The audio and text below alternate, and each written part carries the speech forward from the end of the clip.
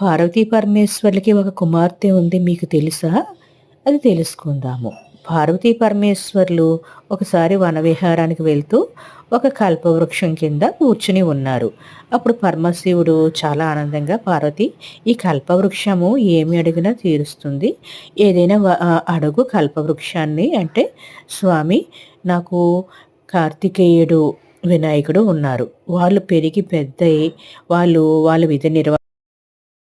వాళ్ళు విధి నిర్వహణలో చాలా నిమగ్నులై ఉన్నారు. నాకు ఒక కూతురు ఉంటే బావుండు అనిపిస్తుంది. నాకు ఒక కుమార్తె కావాలి అని అడుగుతుంది. అప్పుడు అశోక సుందరి అనే అమ్మాయి ఆహ్, జన్మిస్తుంది. ఆ అమ్మాయితో ఆటలాడుకుంటూ చాలా సంతోషంగా పార్వతీదేవి తన సమయాన్ని గడుపుతూ ఉంటారు. అప్పుడు ఆ అమ్మాయి పెరిగి పెద్దదై యుక్త వయస్సు వస్తుంది. చాలా అందాల రాశిగా పెద్దదయ్యాక చాలా అపురూప సౌందర్యవతిగా ఉంటుంది. ఆ అపురూప సౌందర్య రాశిని ఒకసారి ఒక కుండాసుడు అనే రాక్షసుడు అపహరించి తీసుకువెళ్ళిపోతాడనమాట.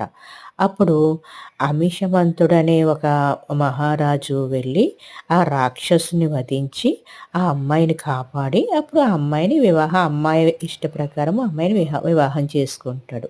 అదే అశోక సుందరి అనమాట. అశోక సుందరి, అమిషమంతుడు ఇలా అదండి పార్వతీ పరమేశ్వర్ల కుమార్తె కదండి అశోక సుందరి.